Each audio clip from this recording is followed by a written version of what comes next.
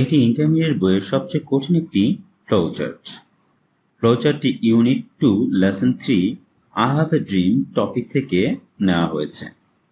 চলো এই লেসন থেকে ফ্লোচার্টটি আমরা সবাই মিলে সলভ করি।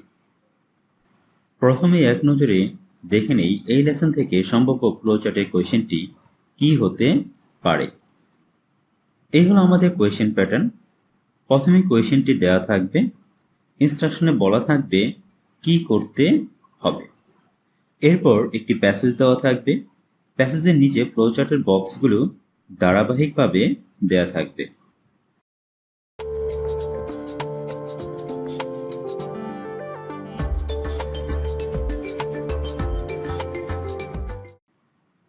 সো ডিয়ার স্টুডেন্ট, চলো মনোযোগ দিয়ে কোয়েশ্চেনটি সংক্ষেপে পড়ে নিই। আমাদের কোয়েশ্চেনটি হলো, read the following text and make a flowchart showing the dreams of Martin Luther King. One is done for you, and the one is nation rising up and living out of the true meaning of its creed. যা প্রশ্নের প্রথমেই দেওয়া থাকবে। এই পর্যায়ে আমরা একটি সম্ভাব্য আনসারের ড্রাফট বা নকশা করে ফেলব। তো প্রথমে দেখে নিই আমাদের প্রশ্নপত্রের ইনফরমেশনটা কি দেওয়া আছে এবং সেটি প্রশ্নের পত্রে কোন সেন্টেন্স থেকে দেওয়া আছে তা খুঁজে বের করব। আমরা সেই ইনফরমেশনটির পর থেকে বাকি ইনফরমেশনগুলো প্যাসেজ যেভাবে দেওয়া থাকবে সেগুলোই লিখব। ফ্লোচার্টের যে প্রথম অংশ দেওয়া থাকে প্রশ্নপত্রে তার পূর্বে সেই সম্পর্কিত কোনো ইনফরমেশন দেওয়া থাকলেও লিখব না। তো চলো আমরা খুঁজে বের করি। Nation rising up and living out of the true meaning of its Creed. যদি আমরা প্রথম লাইনগুলো থেকে পড়ি তাহলে দেখা যাচ্ছে প্রথম সেন্টেন্সেই nation will rise up live out of the true meaning of its creed, মানে তাদের জাতি একদিন জেগে উঠবে এবং তাদের বিশ্বাসের সত্যিকারের অর্থে তারা বসবাস করবে। এটা ছিল তার দেখা প্রথম স্বপ্ন। তো এই ফ্লোচার্টে দেওয়া প্রথম ইনফরমেশনটা আমরা ইতিমধ্যে জেনেছি যে আমাদের প্যাসেজের প্রথম সেন্টেন্স থেকে দেওয়া হয়েছে। তো এর পরের যে বাকি যে ইনফরমেশনগুলো সেই ইনফরমেশনগুলো আমরা তার পরবর্তী অংশগুলো থেকে নেব। যেহেতু আমাদের প্রশ্নের প্রথম যে কি লাইনটা সেটা হলো the dream of Martin Luther king, Martin Luther king এর স্বপ্নের কথা বলা হয়েছে এখানে, the nation rising up and living out of the true meaning of its Creed, যেটা আমরা প্রথম সেন্টেন্সেই পেয়েছিলাম। তো এই যে প্রথম সেন্টেন্স থেকে যে আমরা পেলাম এই অংশের পরে থেকে নিশ্চয়ই তার পরের স্বপ্নগুলো বলা থাকবে। তো আমরা দেখি পরের স্বপ্নটা লেখা আছে, দেখো আই হ্যাভ এ ড্রিম, মানে তার আরেকটা স্বপ্নের কথা বলছে এবং সেখানে বলা হয়েছে দেখো তারপর the son of former slave and the son of former slave owners will be able to sit down together at the table of brotherhood. তো এখান থেকে বোঝা যাচ্ছে যে ফর্মার স্লেভ মানে পূর্বের কৃতদাস এবং কৃতদাসের মালিকের সন্তানেরা একত্রে ভ্রাতৃত্বের বন্ধনে কোনো এক টেবিলে তারা বসতে পারবে। এটা তাহলে একটা স্বপ্ন। এই স্বপ্নটা আমরা এখানে লিখে দিলাম। সাধারণত এটা কিন্তু একটা ড্রাফট করছে, এখানে আমরা কোনটা সঠিক কোনটা ভুল এটা আমরা দেখব না। I have a dream that one day even at the state of Mississippi, তার মানে আরেকটা স্বপ্নের কথা বলছে, a state of sweltering with the heat of injustice and sweltering with the heat of oppression will be transformed into oasis of freedom and justice. মানে একটা স্টেটের কথা বলা হচ্ছে যেটা অবিচার এবং অন্যায় অথবা নির্যাতনের উত্তাপে পুড়ছে, সেই উত্তাপ থেকে এখানে ন্যায় এবং স্বাধীনতার মরুদ্যানে ওটা পরিণত হবে। এটা তার আরেকটা স্বপ্ন। তাহলে আমরা এখান থেকে দ্য স্টেট অফ থেকে শুরু করে আমরা এই পর্যন্ত এটা এখানে নিয়ে নিতে পারি, বা দ্য হিট থেকে, দ্য হিট অফ ইনজাস্টিস থেকে বাকি যে সব কথাটা বলা আছে ফ্রেজটা, সেই ফ্রেজটা আমরা এখানে নিয়ে নিলাম। ওকে, পরের স্বপ্নটা দেখো, I have a dream that my 4 children will one day live in a nation where they will not be judged by the color of their skin. মানে এমন একটা মানে দেশে তারা বসবাস করবে তাদের গায়ের রং দিয়ে তাদেরকে বিচার করা হবে না। তাহলে এটা একটা হতে পারে, little children will not be just by the colour of their skin. Okay, এটা আমরা একটা দিয়ে দিতে পারি। ওকে, এরপরে দেখো, I have a dream that one day down in Alabama its vicious racist with the governor having its lives with the words of interposition and nullification one day right down in Alabama, little black boys and black girls will be able to join hands with the little white boys and white girls as a sister and brother. এটা কিন্তু আরেকটা স্বপ্ন যে ছোট ছোট বাচ্চারা, কৃষ্ণাঙ্গ বা ছেলে মেয়েরা তারা কি করতে পারবে, শ্বেতাঙ্গ ছেলে এবং মেয়েদের সাথে ভাই এবং বোনের মতো করে একত্রে হাত ধরে চলতে পারবে। ওকে, তখন আমরা এটাও পরবর্তী দিয়ে দিলাম। I have a dream today, আরেকটা স্বপ্নের কথা বলা হয়েছে যে every valley shall be exalted, every hill and mountain will be made low and rough places will be made plain, the rock places will be made straight. এখানে বলা হয়েছে একটা রূপকর্তা আসলে বলা হয়েছে যে সকল জিনিসের মধ্যে একটা সমতা আসবে, এই জিনিসটাকে এখানে মানে মেইন বলা হয়েছে। তো এটা আমরা এটা না দিয়ে কিন্তু সরাসরি বলা নাই, কারণ আমরা অন্য একটা দিকে খুঁজি। ওকে, এইখানে একটা পেয়ে গেছে, with this faith will be able to transform the jangling discord of our nation in the beautiful symphony of brotherhood. তো এই যে এখান থেকে আমরা দেখতে পাই যে এই যে বিশ্বাস, এই বিশ্বাস নিয়ে আমরা কি করতে পারবো, জাতির মধ্যে যে বিদ্বেষের কর্কশ আওয়াজ, এটাকে রূপান্তর করে আমরা ভ্রাতৃত্বের সুন্দর সুরে আবদ্ধ করতে পারবো। তাহলে দেখা যাচ্ছে এটা কিন্তু আরেকটা সুন্দর একটা তার ড্রিমের কথা এখানে বলা হয়েছে। তো এইটা আমরা এখানে লিখে নিলাম। এখন আমাদের কাজ হলো এই আমরা ইনফরমেশনগুলো এখানে কিন্তু পেয়ে গেছি। তো তোমরা মনে করতে পারো যে এই ইনফরমেশনগুলো আমরা যদি এই সরাসরি দিয়ে দিই তাহলে আমরা কি সম্পূর্ণ নাম্বার পাবো নাকি পাবো না? তো আমি বলছি, তুমি যদি এই প্রবাবল আনসারের মতো করে এক্সামের স্ক্রিপ্টে লিখে দিয়ে আসো তাহলে নাম্বার পাওয়ার সম্ভাবনা খুবই কম বা নেই বললেই চলে। তো কেন? প্রবাবল আনসারগুলো বের করার পর আমাদের প্রধান কাজ হলো আনসারগুলো সঠিক ফ্রেজ আকারে লেখা।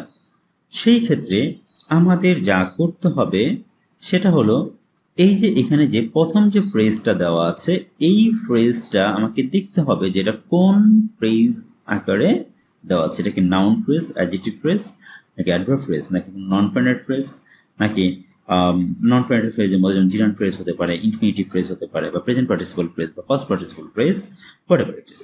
তোমাকে ওটাকে ভালো করে হেল্প করতে হবে। তো এখানে ভালো করে দেখো, নেশন, নেশন কিন্তু একটা নাউন, হ্যাঁ, জাতি। এরপরে দেখো লেখা আছে rising up and living out of the true meaning of it's spirit. তারপরে দেখো নেশন জাতি জেগে উঠবে, বসবাস করবে তার সত্যিকারের বিশ্বাসের অর্থ নিয়ে। গুড। এখানে অনেকে মনে করতে পারে এটা কিন্তু কন্টিনিউয়াস টেন্স, আসলে এটা কন্টিনিউয়াস টেন্স না। এখানে দেখো ভালো করে নেশনের পর পর কোনো অক্সিলারি ভার্ব ব্যবহার না করে সরাসরি ভার্বের আইএনজি ব্যবহার করে দিয়েছে, এবং এই রাইজিং এবং living out of true meaning of its Creed এই পুরো ব্যাপারটাই এই নেশনটা সম্পর্কে ডিফাইন করে বা নেশনটাকে ডিসক্রাইব করতেছে। তো এইটা হলো আমরা যেটাকে মানে গ্রামারের ভাষায় বলি যখন ভার্বের আইএনজি বা ভার্বের পাস্ট পার্টিসিপল নাউনের পরে বসে তার পূর্বে বসা কোন একটা নাউনকে মডিফাই করে, তখন এটাকে বলা হয় প্রেজেন্ট পার্টিসিপল ফ্রেজ। তার মানে rising up and living out of the true meaning of its Creed, এটাকে একটা প্রেজেন্ট পার্টিসিপল ফ্রেজ। এই প্রেজেন্ট পার্টিসিপল ফ্রেজটা আমাদের এখন যে কাজ করতে হবে, এই প্রেজেন্ট পার্টিসিপল ফ্রেজটা নাউনকে মডিফাই করেছে। তো সম্পূর্ণভাবে যদি আমরা বলি এটা হলো একটা নাউন ফ্রেজ, তবে এই নাউনটাকে পোস্ট মডিফাই করেছে প্রেজেন্ট পার্টিসিপল ফ্রেজ। এই যে বাকি যে ইনফরমেশনগুলো আছে এই ইনফরমেশনগুলোতে আমরা ফ্রেজ লিখবো এবং এই ফ্রেজগুলো একটা নাউন ফ্রেজ হবে, যেখানে নাউনটা থাকবে আমাদের হেডওয়ার্ড এবং এই নাউনের পরে বাকি যে ইনফরমেশনগুলো আমরা দিব সেটাকে দেবো প্রেজেন্ট পার্টিসিপল ফ্রেজে, যেটা নাউনকে মডিফাই করবে পোস্ট মডিফাই হিসাবে। তো চলো আমাদের প্রবাবল আনসারগুলো আমরা এখানে দেখে নিলাম যে এই হলো আমাদের প্রবাবল আনসার। তুমি যদি এভাবে সম্পূর্ণভাবে দিয়ে দাও তাহলে তোমাকে কি নাম্বার দিবে কিনা সেটা হলো একটা প্রশ্ন। হ্যাঁ, তো সেই প্রশ্নটা আসলে আমি প্রথমে বলে দিয়েছি যে কিভাবে দিবে না। তো এখানে দেখো আমরা বলে দিয়েছিলাম যে স্যাম্পল আনসারে এটা কিন্তু আমাদের নাউন ফ্রেজ যাকে মডিফাই করেছে প্রেজেন্ট পার্টিসিপল ফ্রেজ ভার্বের আইএনজি দিয়ে।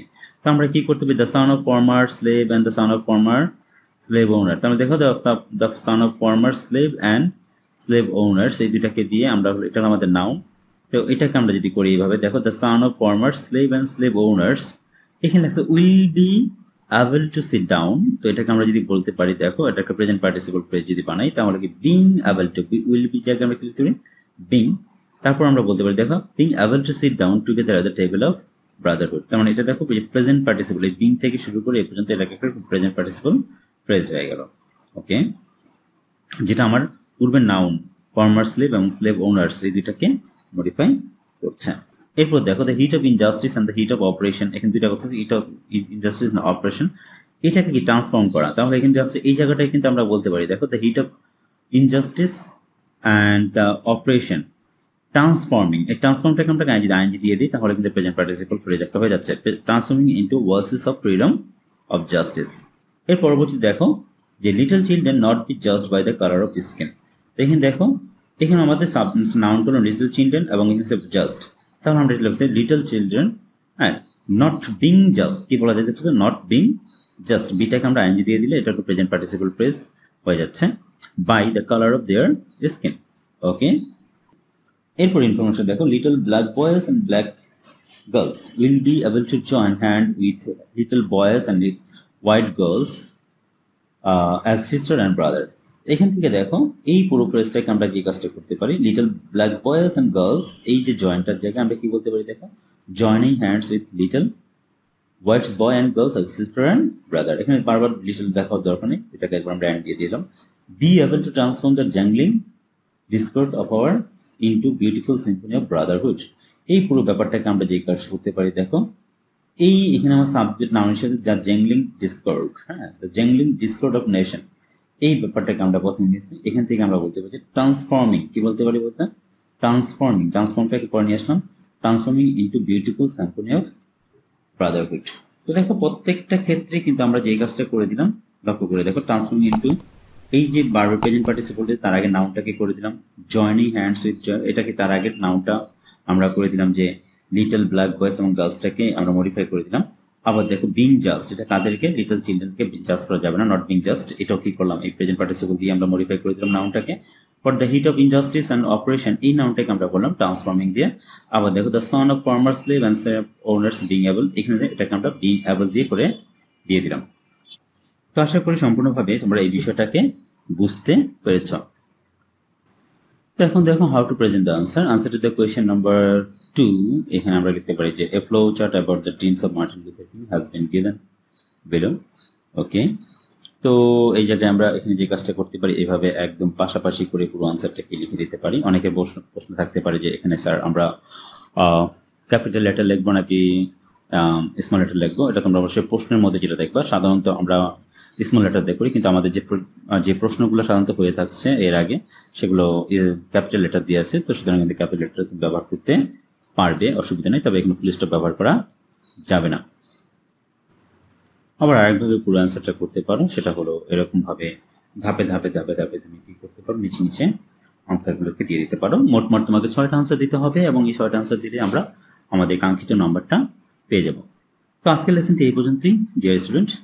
তো আশা করি আমরা এই লেসনটি সম্পূর্ণ বুঝতে পেরেছি, এবং যদি তোমাদের কাছে এই লেসনটি ভালো লাগে তাহলে লেসনটি তোমরা তোমাদের বন্ধুদের সাথে অবশ্যই শেয়ার করবে, এবং তোমার যদি কোনো কোয়েশ্চেন থাকে তাহলে আমাদের কমেন্ট বক্সে তুমি কোয়েশ্চেন করতে পারো, আমরা চেষ্টা করবো তোমার কোয়েশ্চেনের আনসার দেওয়ার জন্য। সবাইকে ধন্যবাদ মনোযোগ দিয়ে এই পর্যন্ত লেসনটি শোনার জন্য।